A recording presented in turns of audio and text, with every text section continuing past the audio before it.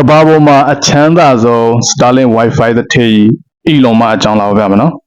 ဒီတစ်ထည်က Starlink Wi-Fi ကုမ္ပဏီပဲပိုင်တာမဟုတ်သူ့မှာပိုင်တဲ့ကုမ္ပဏီတွေအများကြီးပဲကားကုမ္ပဏီတွေရှိတယ်ဂျူလူကုမ္ပဏီတွေရှိတယ်အများကြီးပဲဒီကောင်ကအခုလောဆယ်ဆိုရင်ကဘာပေါ်မှာအချမ်းသာဆုံး trillionaire ဖြစ်သွားပြီအဲ့တော့မင်းတို့ကြားဘူးလားက millionaire billionaire မင်းတို့အဲ့ဒါပဲကြားဘူးတာအခု trillionaire ဆိုတာကဘယ်လောက်များတော့ပမာဏလဲဆိုတာငါလည်းမသိဘူးကွာမင်းတို့သိငါလားဗျ trillion ဆိုတာကတိပေါင်းဘယ်လောက်ရှိတယ်ငါလည်းမသိဘူးဒါပေမဲ့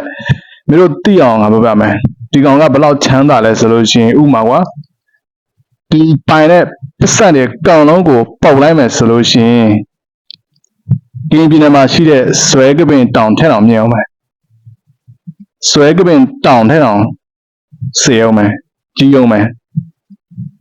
ပြန်ပြမယ်ဒီကောင်ဘယ်လောက်ချမ်းသာလဲဆိုလို့ရှိရင်တော့ဥပမာကွာသူပိုင်တဲ့ပတ်စံတွေကောင်လုံးဒေါ်လာ100တန်တွေကိုပုတ်လိုက်မယ်ဆိုလို့ရှိရင်ဒီပတ်စံတွေက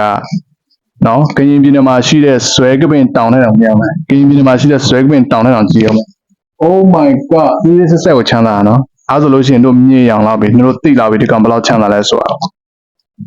နော်မြန်မာနိုင်ငံမှာရှိတဲ့ခရိုနီတထေးကြီးဖြစ်တဲ့ဦးတေဇာတို့ဦးစောတို့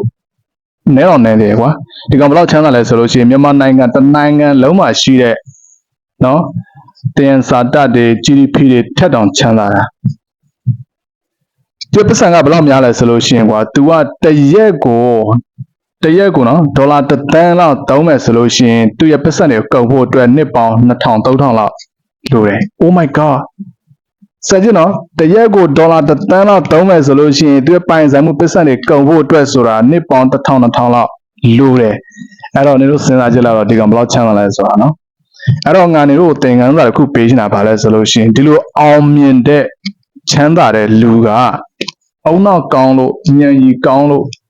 စမဖြစ်လို့ချမ်းသာလာတာမဟုတ်ဘူးအဲ့တော့ဒီကောင်ဘယ်လိုချမ်းသာလာလဲဆိုတော့ Elon Musk ဆိုတဲ့လူကဟိုးငယ်ငယ်ကလေးကနေစပြီးတော့မှဒီခုချိန်ထိသူလုပ်တဲ့အလုပ်ကတစ်ခုပဲလုပ်တယ်နော်သူလုပ်တဲ့အလုပ်ကတစ်ခုပဲအဲ့တစ်ခုပဲအမြဲတမ်းပုံမှန်လုပ်တယ်အဲ့လောက်ကဘာလဲဆိုလို့ရှိရင်သူကနည်းပညာအပိုင်းမှာအလုပ်လုပ်တာနော် software တွေရေးတယ် coding ဘာညာအဲ့ပညာရတဲ့ပတ်သက်ပြီးတော့မှနော်နည်းပညာ IT နဲ့ပတ်သက်ပြီးတော့မှသူလေ့လာတယ်အဲ့ဒါတစ်ခုပဲနော်ကြံတာဘာမှမလုပ်ငါတို့လိုကဟိုခုံလိုက်ဒီခုံလိုက်ဟိုပြေးလိုက်ဒီပြေးလိုက်ဟိုနည်းနည်းလှုပ်လိုက်ဒီနည်းနည်းလှုပ်လိုက်အဲ့လိုမျိုးကောက်မဟုတ်နော်ငါတို့ဆိုလို့ရှိရင်ဟိုကြပန်းသမားလို့တွေးမဆောင်လို့ဟိုနည်းနည်းလေးလာလိုက်ဒီနည်းနည်းလှုပ်လိုက်နောက်ဆိုတော့ဘာမှဖြစ်မလာဘူးအဲ့တော့ငါပြောရရင်ကမ္ဘာပေါ်မှာသူ့လိုမျိုးနေတို့